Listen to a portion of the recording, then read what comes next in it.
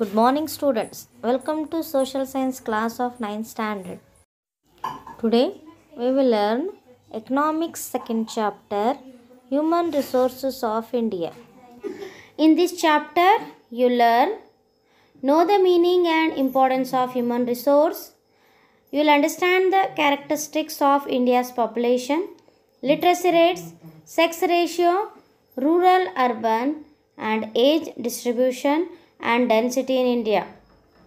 You will understand the concept of demographic transition and you will understand the role of reproductive and child health, improving the quality of population. Population of a country is the people living there, which consist of children, adults, and senior citizens.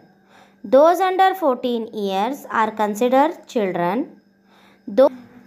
Those between 15 and 60 years are considered adults, and those above 60 are identified as senior citizens. Adults are capable of working and form the national wealth. They possess knowledge, skills, and abilities, making them valuable human resources. India has a large adult population, which is valuable asset for the nation. With proper training, education, and health facilities, human resources can be transformed into human capital, thus increasing the national income. Human resources are more important than natural and material resources. Natural and material resources cannot produce goods on their own. Human resources provide the knowledge, skills, intelligence, and required workforce to produce goods. Workforce means the people who work in various jobs in the field of agriculture, industry, and service sectors are referred as the workforce. Efforts of human resources can be seen in all fields. India has second largest population in the world. Initially, this figure was seen as an economic weighing concern. However, with China's economic success, population is now looked upon as a resource. Characteristics of India's population. Characteristics of population include features related to size, composition, density, growth, and quality of population. To have basic understanding of population problem of a country, one should have a complete knowledge regarding the basic features of population of that country. In India, population census is conducted every 10 years. So, the latest one being in 2011. So, according to that, the features of India's population are first one, large size and fast growth. Second, stage of demographic transition. Next, rapidly rising density. Next, unfavorable sex ratio. Bottom heavy age structure. Predominance of rural population. Low quality of population. Low work participation rate. Last one, overpopulation. So let us study one by one. First one, large size and fast growth. India, with the population of 121.1 crores in 2011, is the second most populous country in the world, next to China. Every sixth person in the world is an Indian.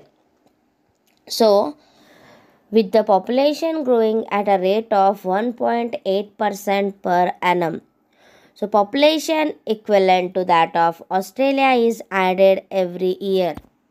Means the Australia's population is 2.5 crores. So every year 2.5 crore of population increasing in our country.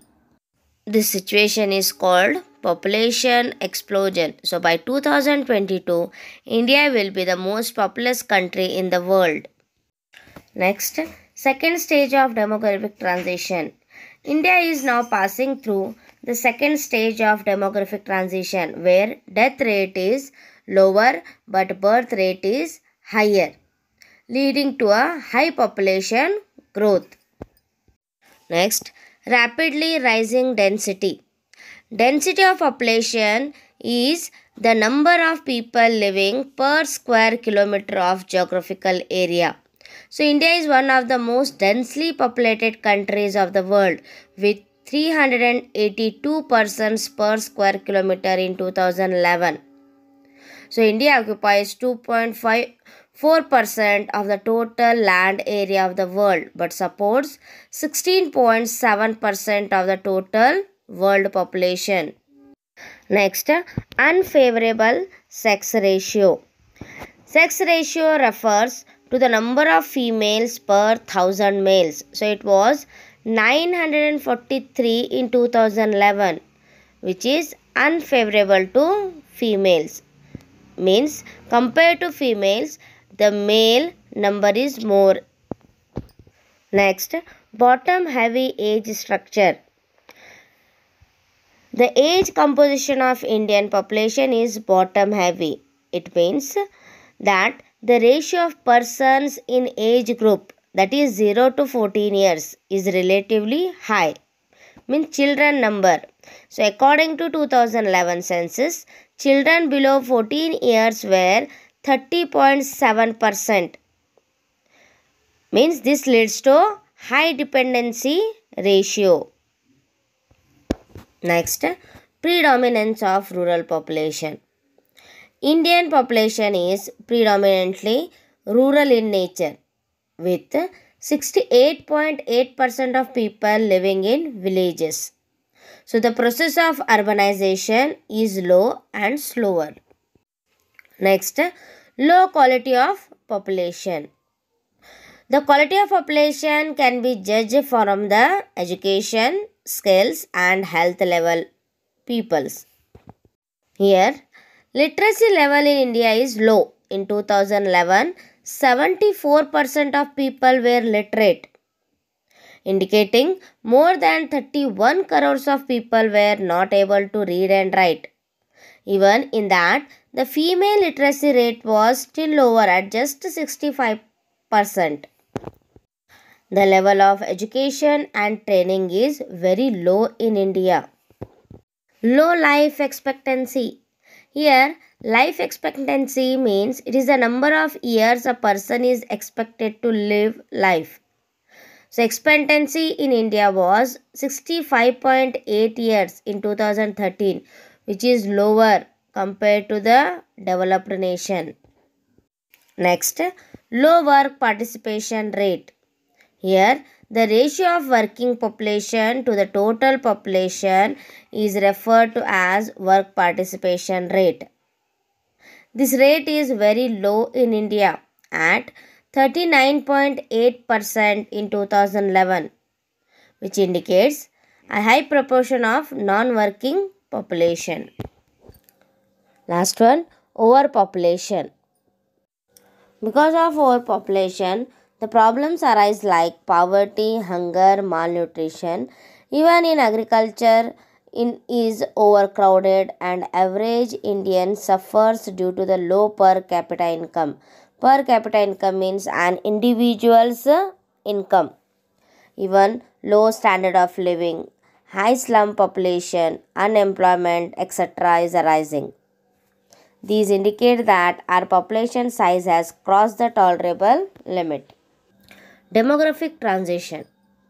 Demography, it is the study of population, especially with reference to size and density, growth, age distribution, migration, and the interaction of all these with social and economic conditions. It is a model that describes population change over time. It started in 1929 by the American demographer Warren Thompson. The three stages of demographic transitions are backward stage, developing stage and developed stage. First one, backward stage. In a backward country, economy, health facilities are lagging. and people lack awareness about the advantages and means of birth control. People are also superstitious and bound by customs and traditions. Due to this, both the birth rate and the death rate are high, resulting in a lower population growth. Next, developing stage. As the economy starts growing, the government provides better education and health facilities, and epidemics are brought under control. Due to this, the death rate will decline.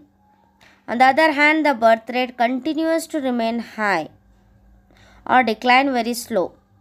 Because of very high birth rate and steeply falling death rates, the population growth tends to be higher.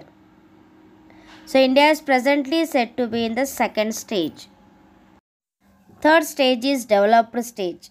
When a country attains developed status, all the people are educated and well informed, and everyone gets health and hygiene facilities. Due to this, the death rates will fall further and the birth rates too will fall, resulting in a very low population growth. So, these are the three stages of demographic transition. Reproductive health and quality of population. Health is an important asset of humans. Good health improves not only the quality of life of people but also the quality of their work. Therefore, if rapid economic development has to be achieved, the health of the people should be improved. So, the quality of the population depends greatly on the number of children born and their health. Healthy children are more likely to grow as healthy adults and contribute more to economic growth of a country. Especially, the woman's health is very vital because it is they who nurture the child before and also after delivery. If the women are healthy and disease free, so the children will be. Hence, provision of medical facilities, immunization against infections, nutrition supplements, and delivery under medical supervision can make a lot of difference to the number of children born, the health of the children as well as the health of the mothers.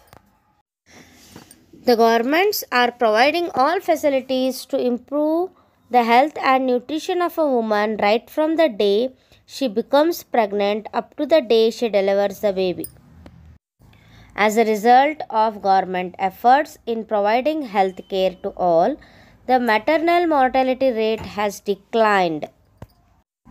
The maternal mortality rate means the average number of death of pregnant women and lactating mothers for every 1 lakh live births.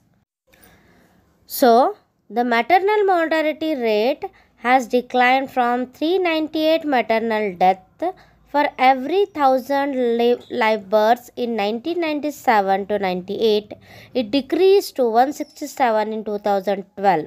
Similarly, the infant mortality rate has also declined from 80 deaths of children below 1 year of age for every 1000 live births in 1992. It decreased 47 in 2012. The child mortality rate, counted as the number of deaths of children between the age group of 0 to 5 years per 1000 children, has also declined from 115 in 1991 to decreased 59 in 2010. So, the National Health Policy of India, it aims to improve the health care, family welfare and nutritional service of the people. So, the government has tried to provide comprehensive health facilities and thus improve the quality of people. Some of the prominent measures initiated under the National Health Mission to reduce infant mortality rate and maternal mortality ratio in India are: first one, promotion of institutional deliveries through Janani Suraksha Yojana, 24/7 free ambulance service of Karnataka government has also helped in attaining higher institutional delivery rates. Next, strengthening of sub-centers, primary health centers, community health centers and district hospitals for providing 24/7 basic and comprehensive child delivery and care services. Next, engagement of ASHA means accredited social health activist. It is a community health worker instituted by the government of India, Minister of Health and Family Welfare as a part of National Rural Health Mission. It began in 2005 and launched by the Prime Minister Manmohan Singh. Its aim is to improve health outcomes, particularly among women and children, and to reduce geographic and socio-economic disparities. Next, health and nutrition education to promote dietary diversification, inclusion of iron-rich food, as well as food items that promote iron absorption. Next, achieving universal immunization through vaccination programs to protect children against many life-threatening diseases. Next, management of malnutrition by providing nutritional supplements to pregnant women and children. The Integrated Child Development Services (ICDS) has also contributed positively to this. ICDS Integrated Child Development Services launched on 2nd October 1975.